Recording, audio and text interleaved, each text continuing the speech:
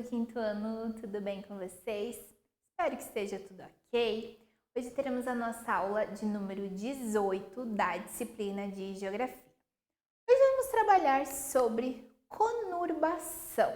Palavra diferente, palavra que provavelmente muitos de vocês não conhecem, mas vocês vão ver que é um assunto aí bem presente nas nossas vidas.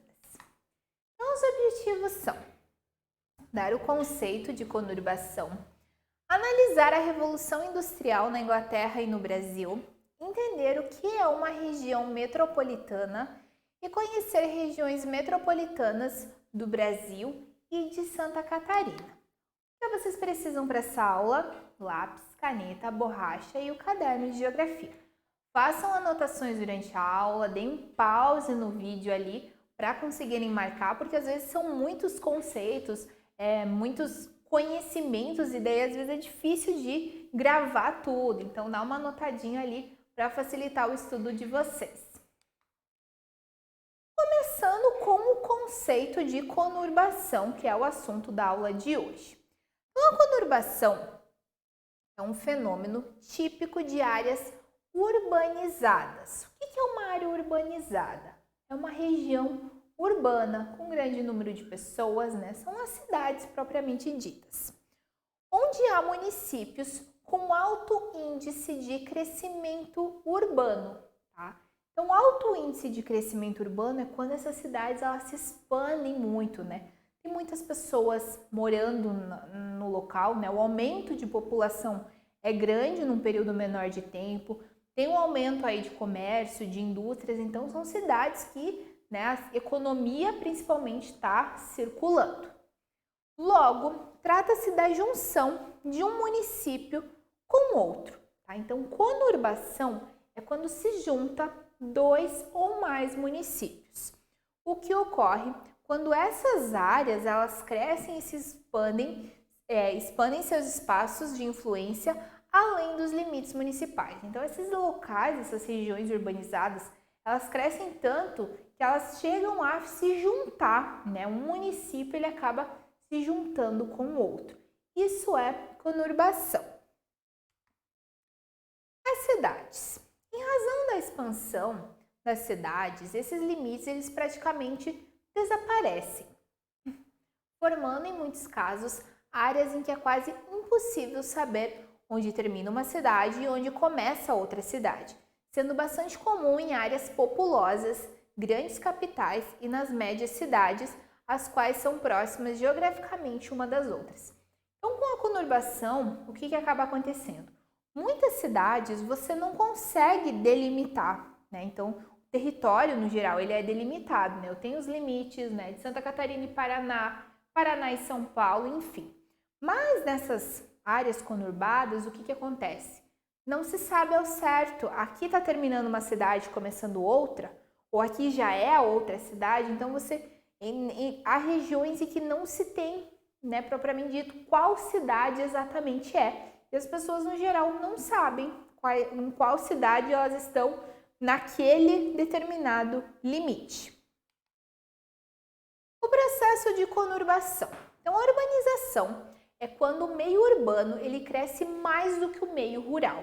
Hoje, boa parte da população brasileira vive na zona urbana e uma pequena parte na zona rural. Há algum tempo não era assim, né? Tinha uma grande população na zona rural, mas com esse processo de urbanização, menos pessoas, né, passaram a viver na área rural e começaram a migrar para a área urbana. Isso ocorre principalmente por conta do êxodo rural. O que é o êxodo rural? Isso que eu já expliquei, as pessoas saem dos campos e vão para as cidades em busca de uma vida melhor.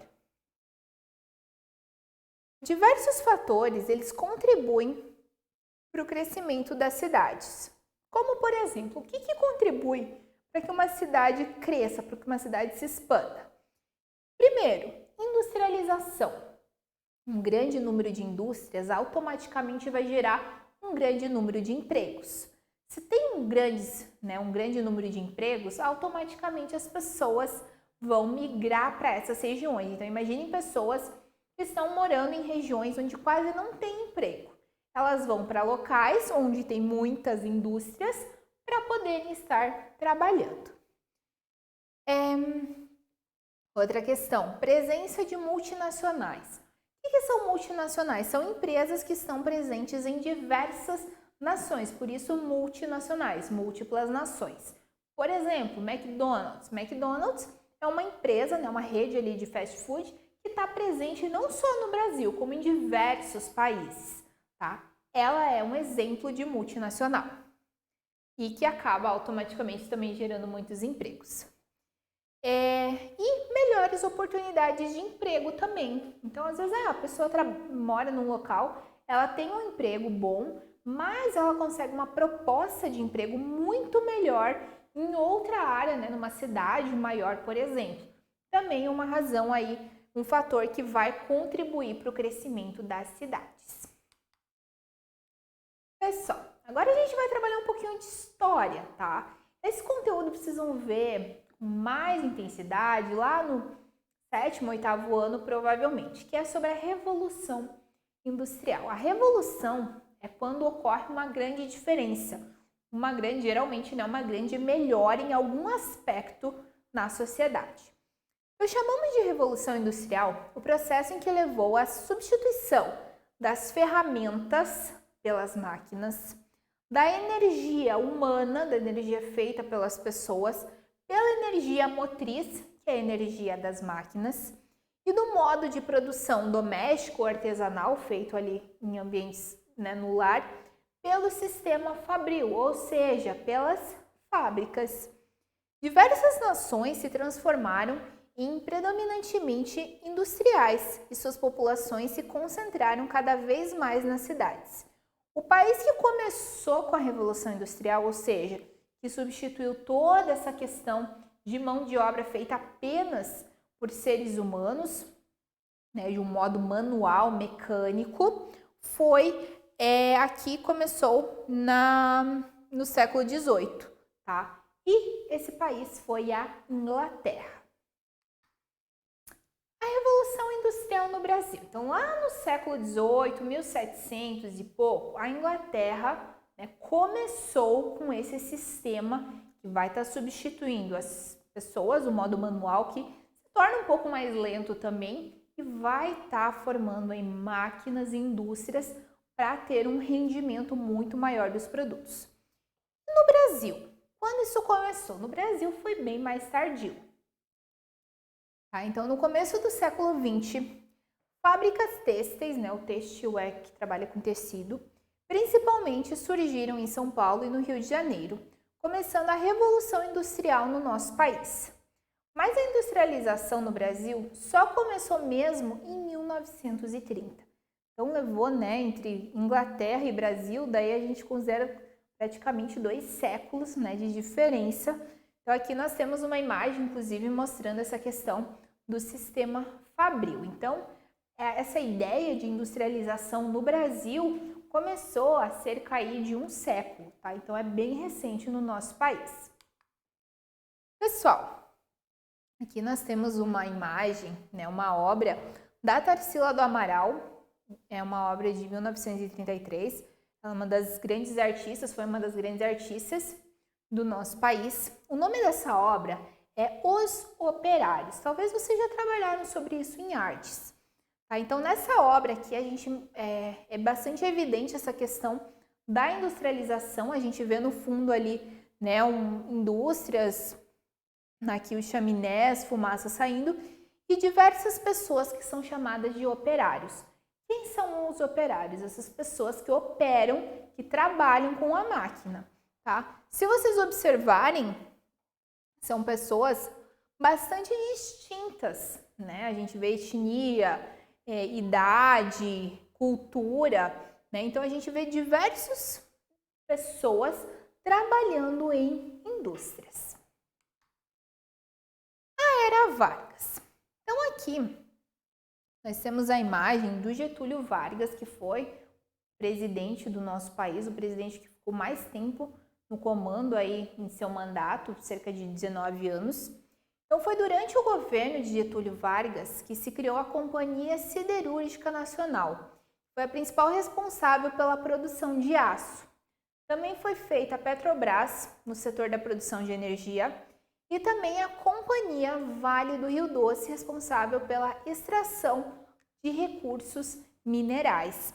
Além disso, o presidente ele fez a consolidação das leis de trabalho, a qual tinha a intenção de melhor organizar o trabalho no setor industrial. Então, logo depois que iniciou-se essa questão, trabalhista em indústrias, aqui na era Vargas, obteve-se essa questão também, de leis trabalhistas. Hoje nós temos muito mais, mas ali já se tinha algumas leis do trabalho.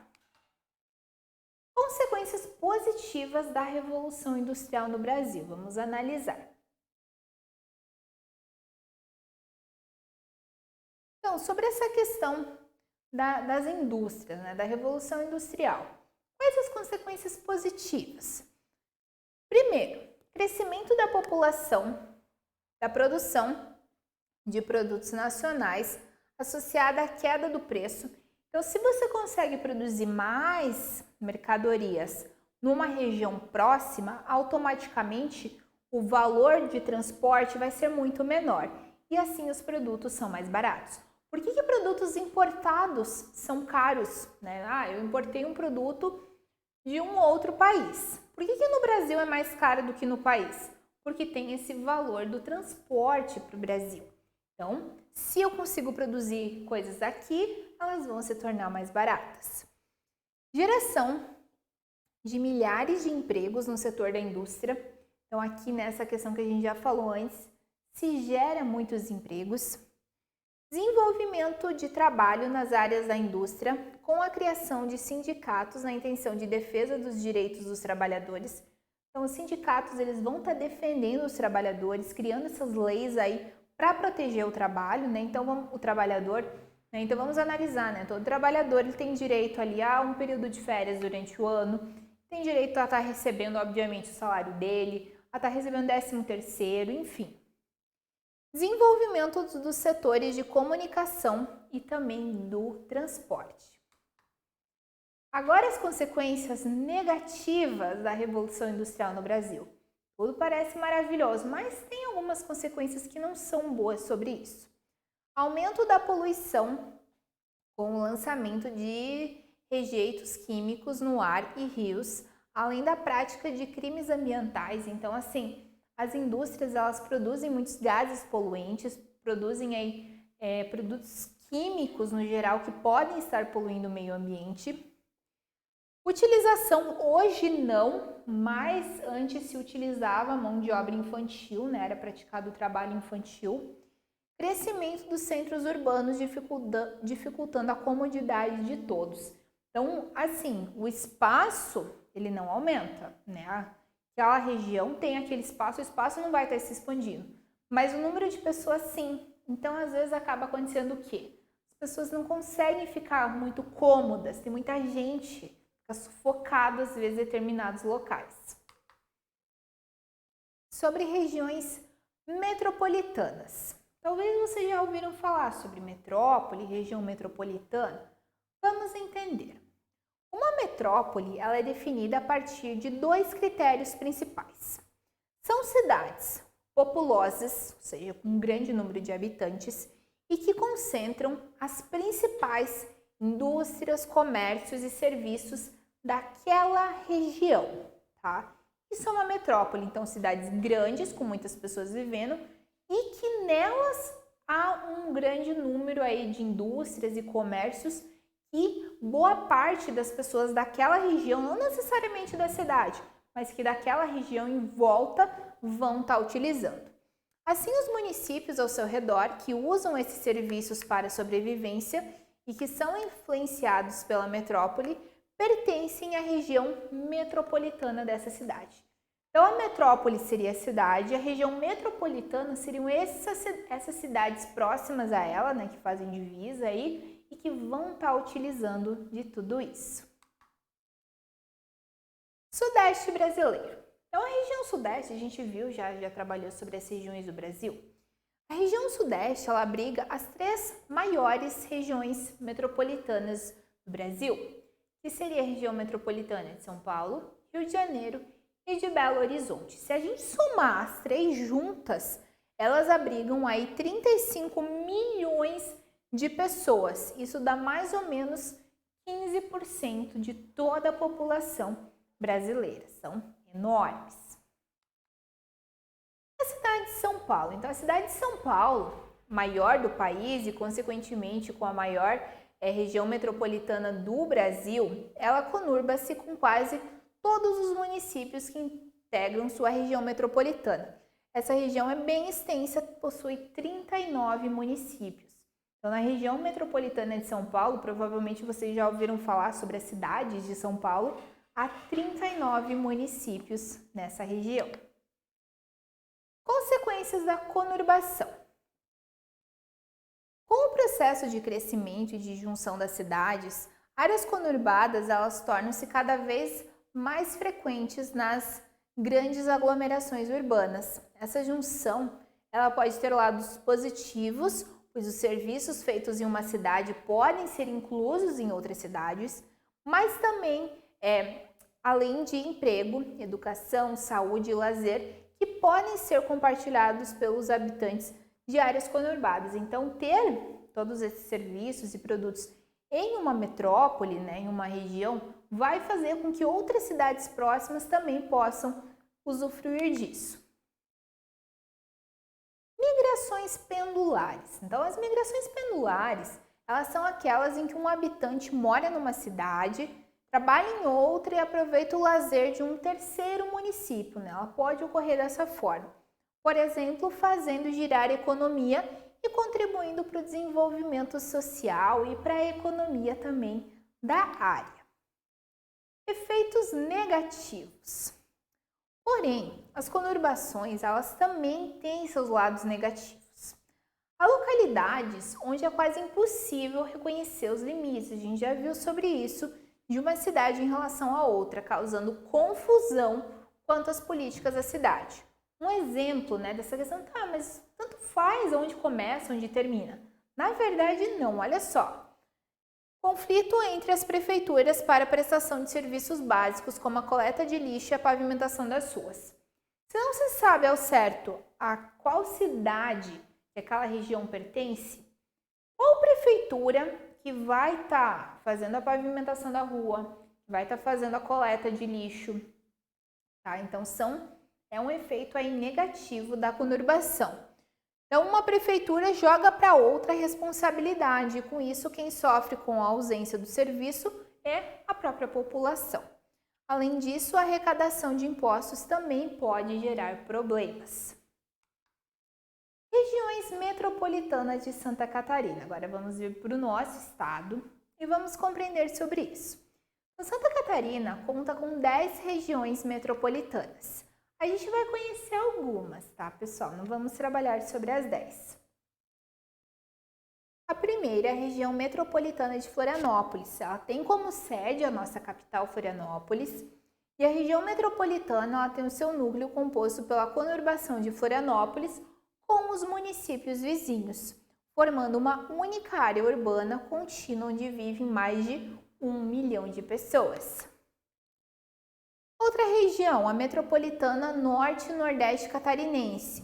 Ela tem como sede a cidade de Joinville, a qual com outras cidades conurbadas formam mais de 1 milhão de habitantes. Além disso, nessa região, a maior concentração industrial do estado.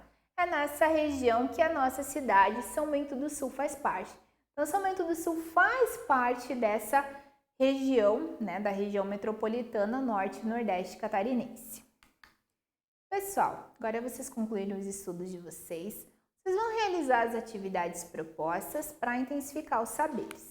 Até a próxima e bons estudos!